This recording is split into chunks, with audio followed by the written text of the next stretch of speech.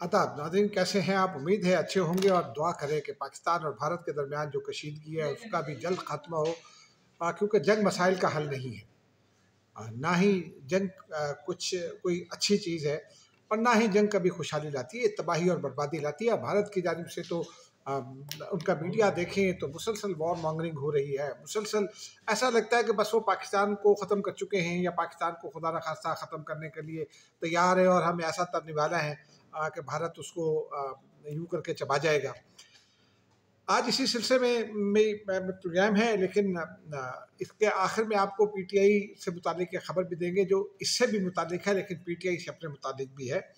जो इसके पहले दो इशूज़ हैं वो इसी की जानिब इसी के गिर्द घूमते हैं, इस जंग के गिर्द घूमते हैं। एक तो इब्तदा में तो ये खबर सुन लीजिए कि भारत के एक P-81 तैयारे नहीं, ये ओरियन तैयारे होते हैं, भारतीय बहरिया इस्तेमाल करती है। और रफ़ाल तैयारों की नाकामी के बाद उसने पाकिस्तानी हदूद में दाखिले की कोशिश की कराची के समंदरों से, लेकिन पाक बहरिया चाको चौबंद है। पाक बहरिया ने इस तैयारे को फ़ौरन जो है वो डिटेक्ट कर लिया और पैगाम दे दिया कि तुम हमारे निशाने पर हो। और वो तैयारा फ़ज़ा में परवाज़ करता रहा, मुख्तलिफ़ तरीके अख्तियार करता रहा कि किस तरह वो पाकिस्तानी एयर स्पेस की खिलाफ वर्जी कर सकता है या किसी तरह कोई कार्रवाई कर सकता है। लेकिन खुदा का शुक्र है कि वो किसी कार्रवाई में पाक फ़िज़ाइया ने उसको कामयाब नहीं होने दिया और उस तैयारे को वापस जाना पड़ा। ये 4 और 5 मई की दरमियानी शब की बात है, यानी गुज़िश्ता शब की। और इसी तरह गुज़िश्ता शब लाइन ऑफ कंट्रोल पर भारत ने तकरीबन 6 सेक्टर्स हैं, जिसमें नुक्याल है, शारदा है, नीलम है, केल है और हाजीपीर सेक्टर हैं। इनमें जो है वो कोशिश की कि पाकिस्तानी जो चेक पोस्टें हैं उनके ऊपर अटैक करे, लेकिन कामयाब नहीं हुआ। अब इसमें इसी तराजू में हम आज बात करेंगे। एक तो आपको ये बताएंगे कि ये जो लाइन ऑफ कंट्रोल है ये क्या है, इंटरनेशनल बॉर्डर, वर्किंग बाउंड्री और लाइन ऑफ कंट्रोल क्या होती है। इंटरनेशनल बॉर्डर वो कहलाता है जो दोनों अतराफ जो है वो बिल्कुल मुकम्मल तौर पर जो सेटल्ड एरिया हों, यानी दो ममालिक जो एक दूसरे की सरहदों को तस्लीम करते हों। अब पाकिस्तान और इंडिया के दरमियान कश्मीर के अलावा भी कुछ इलाके हैं जो मुतनाज़ हैं। उनमें सियाचिन तो है ही, वो कश्मीर का पार्ट नहीं है, गिलगित बल्तिस्तान का पार्ट है। गिलगित बल्तिस्तान पर भी भारत तनाज़ा खड़ा करता है मसला कश्मीर के पार्ट के तौर पर। लेकिन नीचे जहाँ बदीन डिस्ट्रिक्ट भारत के साथ मिलता है, वहाँ एक समुद्री खाड़ी है सर क्रीक। टेक्निकली वो पाकिस्तान का हिस्सा बनती है, लेकिन वो भारत का उसके ऊपर क्लेम है कि ये हमारा है। एक ज़माने में पाकिस्तान का जूनागढ़ पर भी क्लेम था और अभी भी है, लेकिन जूनागढ़ पर पाकिस्तान वो जो है वो अभी तक कोई तराजे में नहीं गया, भारत के साथ कोई तराजा ऐसा नहीं हुआ, लेकिन पाकिस्तान का क्लेम मौजूद है। तमाम जूनागढ़ भारतीय सरहद से थोड़ा सा पीछे। सर क्रीक से ऊपर आए तो तकरीबन 2600 किलोमीटर की बनती है कुछ सरहद जो है 2700 किलोमीटर पाकिस्तान और इंडिया का इंटरनेशनल बॉर्डर बनता है। वो चूँकि यूं यूं करती हुई गुजरती है तो आती है, और ये लाहौर से गुजरती है, उसमें थरपारकर शामिल है। सर क्रीक के उस जानिब रन ऑफ कच्छ है।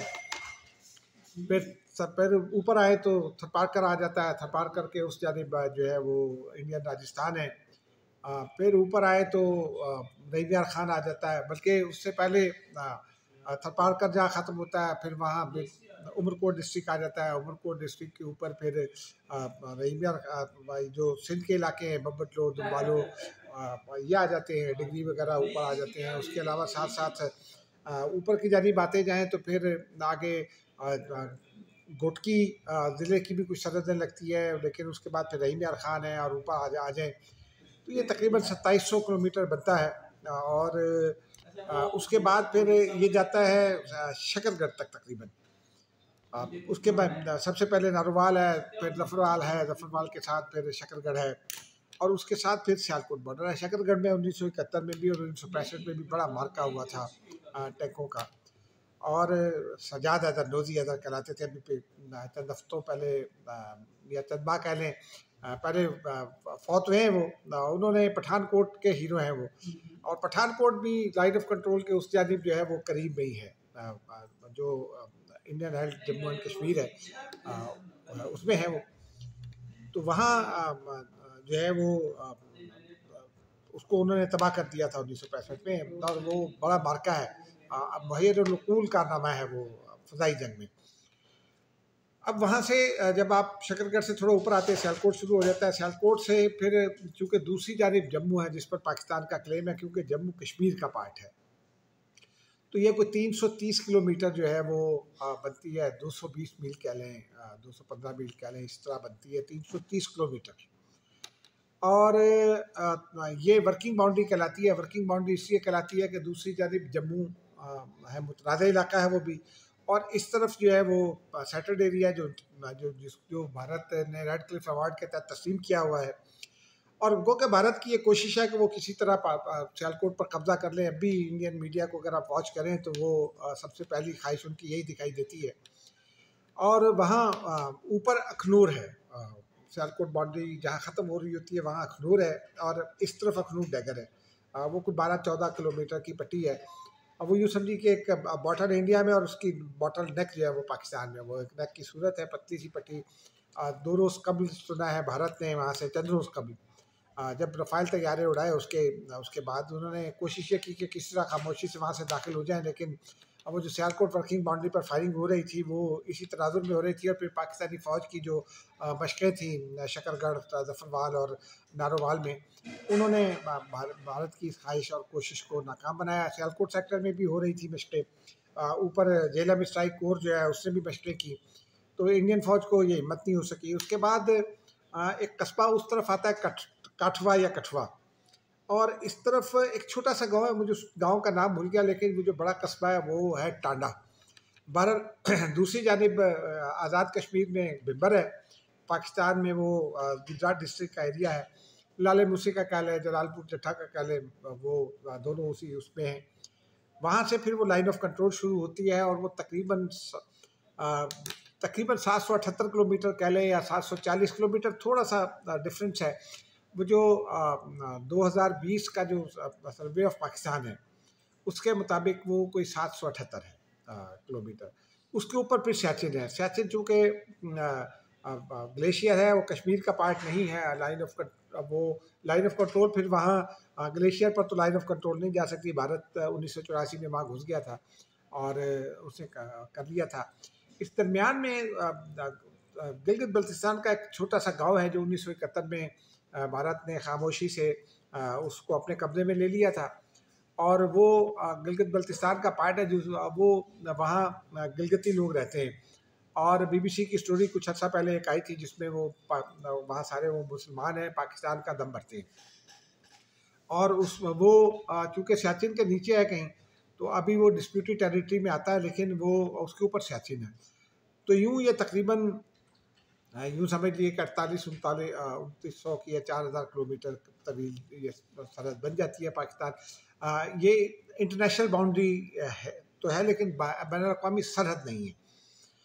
1948 की जो पाक भारत जंग हुई थी, उसके बाद 1949 में भारत इस मामले को ले गया था, और 1949 में वो करारदाद आई थी, गालबन 1254 नाम है उसका, नंबर है।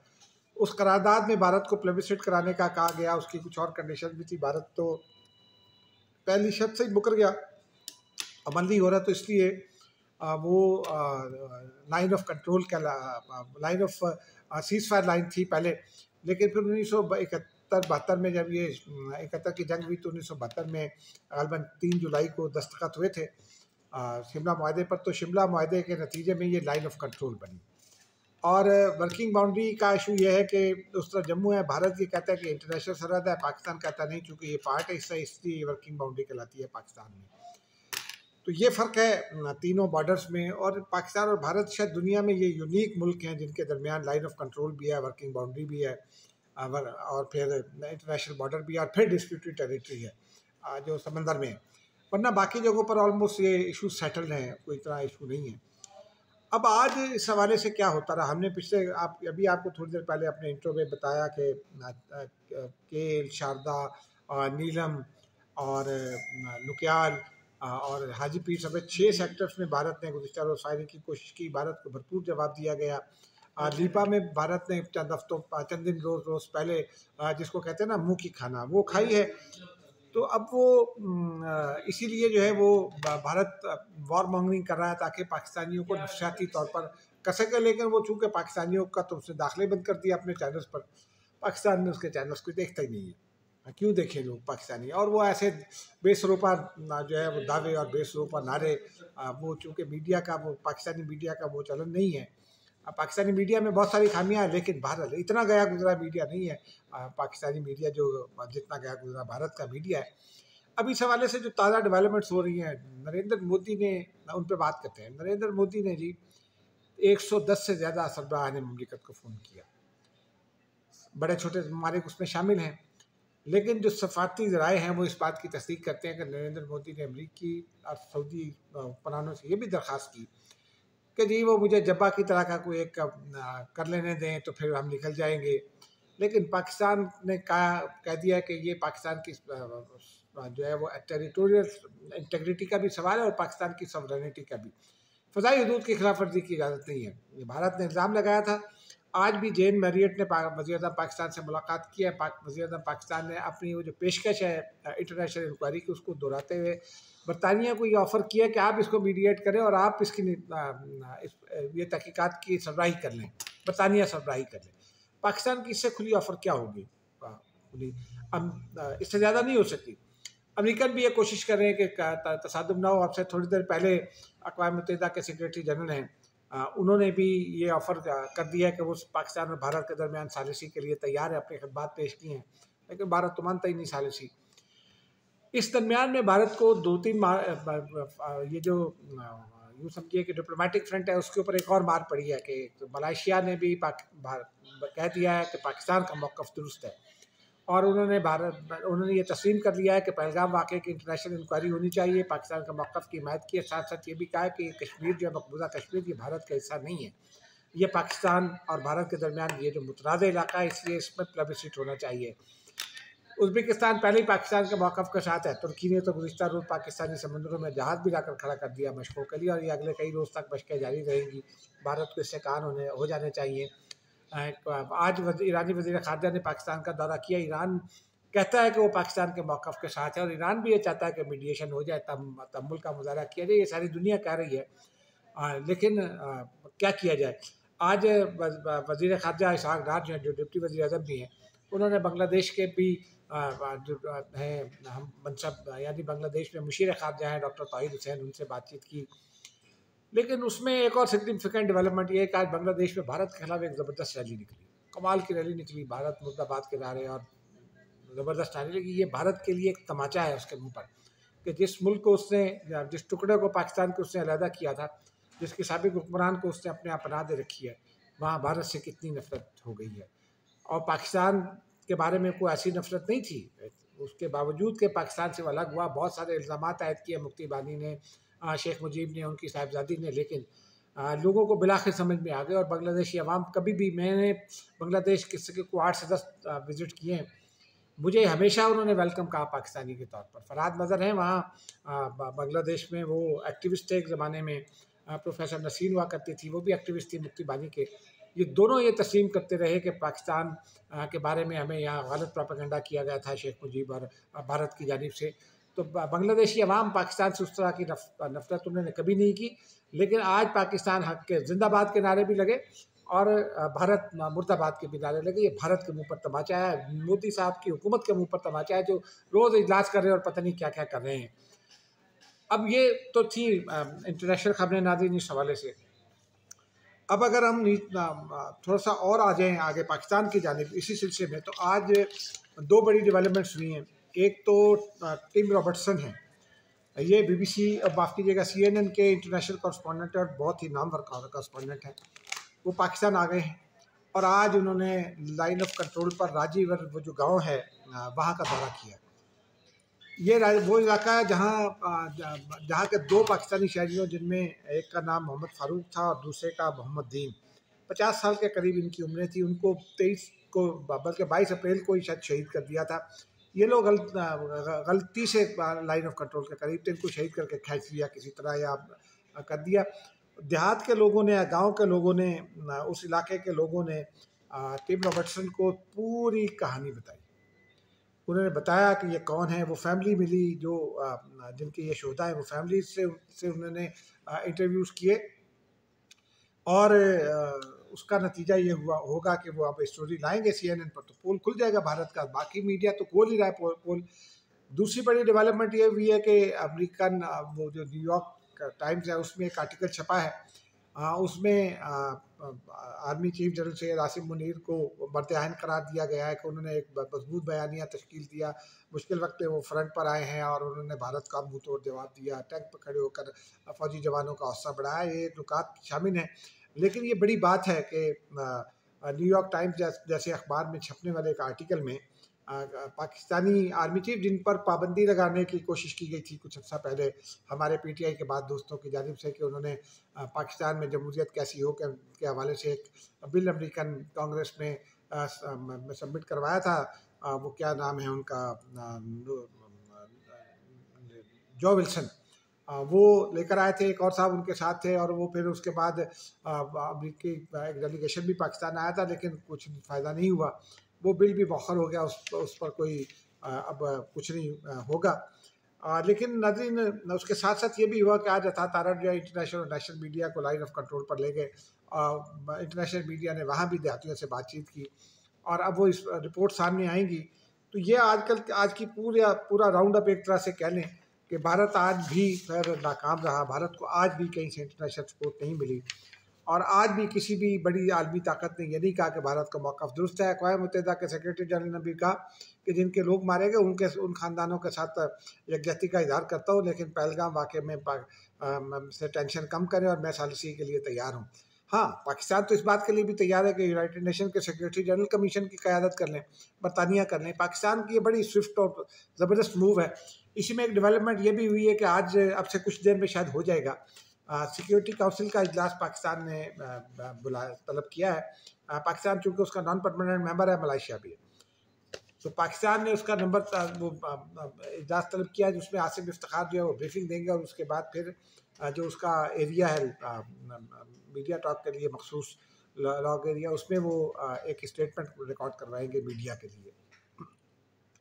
और उसके बाद फिर चूँकि भारत ने पाकिस्तान का पानी रोक लिया है बगलियार से, उसने चनाब पर पानी, माफ़ कीजिएगा बगलियार कह दिया, छलाल डैम के गेट उसने बंद कर दिए और चनाब का पानी रोक लिया। तो लेकिन भारत ये ज़्यादा दिन नहीं रोक सकता। ये पानी आने और पहाड़ों से पानी आने और बर्फ़ पिघलने का मौसम है, भारत ये कर नहीं सकता।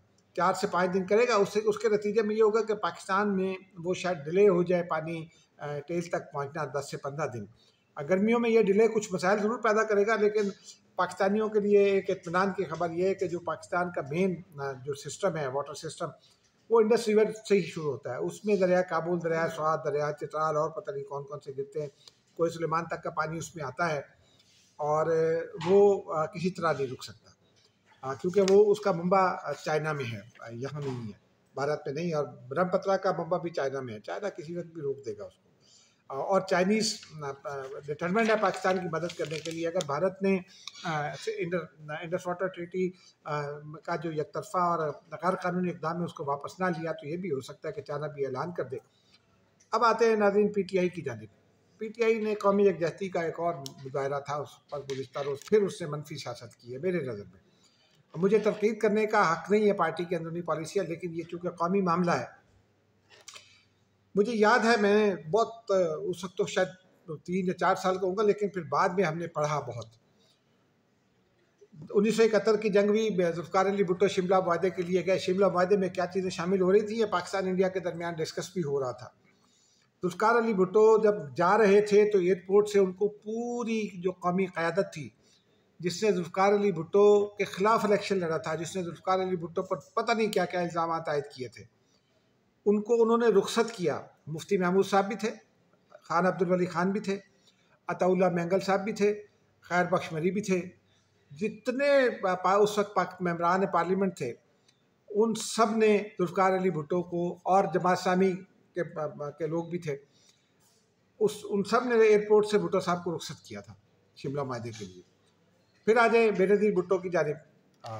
अच्छा, फिर ज़ियाउल-हक़ आए। ज़ियाउल-हक़ फ़ौजी हुक्मरान थे, मुझे उनसे शदीद इख्तिलाफ़ात था, लेकिन उस वक़्त भी जब मरहला मुश्किल आया तो सारी क़यादत जो है वो पाकिस्तान के लिए एक साथ खड़ी हो गई।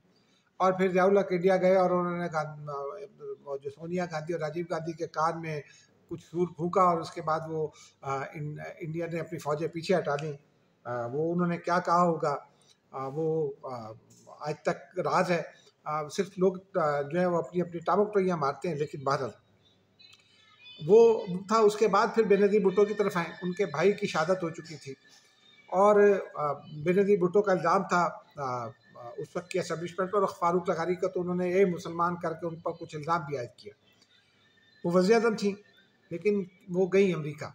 पाकिस्तान मुश्किल वक्त में था, पाकिस्तान के डिफ़ॉल्ट का भी ख़तरा था और पाकिस्तान को कुछ लोग दहशतगर्द मुल्क डिक्लेयर कराने की कोशिश कर रहे थे, लेकिन वो गई और ये दोनों मूव्स नाकाम बना कर आई। फिर 2019 में आ जाइए, जब ये अभिनंदन वाला वाक़या हुआ। शहबाज शरीफ मुकदमा भुगत रहे थे, जेल में भी थे, रहे, उसके बाद भी रहे, लेकिन उस वक्त की पूरी क़यादत, कौमी क़यादत जो है वो इमरान खान के पीछे खड़ी हो गई और उन्होंने कहा कि जी आप जो करें हम आपके साथ हैं, जवाब दें भारत को, और पूरी सपोर्ट फराहम की। वो तो बादशाह जनरल बाजवा और पर इल्ज़ाम आयद करते इमरान खान, लेकिन वो जो रिएक्शन था रद्द-ए-अमल 27 फरवरी का, वो उसका क्रेडिट ले जाते हैं और अगले इक़दाम का वो जनरल बाजवा पे डाल देते हैं। ये भी कोई मुनासिब बात नहीं है। लेकिन अब क्या हुआ, गुज़िश्ता रोज़ एक बैकग्राउंड ब्रीफिंग रखी गई थी मेंबरान पार्लियामेंट और सियासतदानों के लिए। पीटीआई ने फिर वही इमरान खान को रिहा कर दें, तो इस बहाने उन्होंने जो है वो उससे इनकार कर दिया। इससे जो कौमी यकजहती का तासुर होता है वो पारा पारा होता है। ये एक मुश्किल वक्त है, ये मुल्क का मामला है, ये जनरल आसिम मुनीर का मामला नहीं है, ये मेरा और आपका मामला है, ये शहबाज शरीफ का मामला नहीं है, ये पाकिस्तानी कौम का मामला है, पाकिस्तानी रियासत का मामला है। इसमें लोगों को जाना चाहिए था। हुमायूं खान हैं सेनेटर, डॉक्टर हुमायूं गालिबन उनका नाम, डॉक्टर हुमायूं, उन्होंने जो है वो तस्लीम किया। उन्होंने कहा पार्टी के अंदर दो आरा थी, मेरे समेत लोग ये चाहते थे कि जाया जाए, लेकिन जो लोग नहीं जाना चाहते थे वो राय गालिब थी, वो सब सामने आ गए हैं। तो इसका मतलब ये है कि पीटीआई जो है वो उसने वो मौका, जो कौमी यकजहती का मौका था, भारत को एक मजबूत जवाब मिलता, उसमें पाकिस्तान जो है वो एक पीटीआई ने एक मनफी तासुर पैदा करने की कोशिश की है। बहरहाल अल्लाह ताला पीटीआई को हिदायत दे। लेकिन अब पीटीआई के लिए अगली खबर यह है, जो पीटीआई के दोस्तों के लिए बुरी खबर है, कि आज 9 मई के 20 मुजरिमों को सजाएं हो गई। उन्होंने अपने जराइम तस्लीम कर लिए, वो ज़मानत पर थे, उन्होंने भी जराइम तस्लीम कर लिए, अपने हमले तस्लीम कर लिए। उन्होंने कहा कि क़यादत के कहने पर किया है। ये मामला भी पीटीआई के लिए मुश्किल पैदा करेगा। 6 लोग मफरूर करार दे दिए गए, उनकी जायदादें ज़ब्त करने के बेहकामात भी जारी कर दिए गए। बाकी कार्रवाई तो उनसे पहले शुरू हो चुकी है, पासपोर्ट और शनाख्ती कार्ड जो है ब्लॉक करने की। अब देखते हैं आगे चलकर क्या होता है। कल एक और वीडियो के साथ हाजिर होंगे, उस वक्त तक के लिए इजाज़त दीजिए, इस दरख्वास्त के साथ कि इस वीडियो को लाइक कीजिए, कमेंट ज़रूर कीजिए। खुदा हाफ़िज़।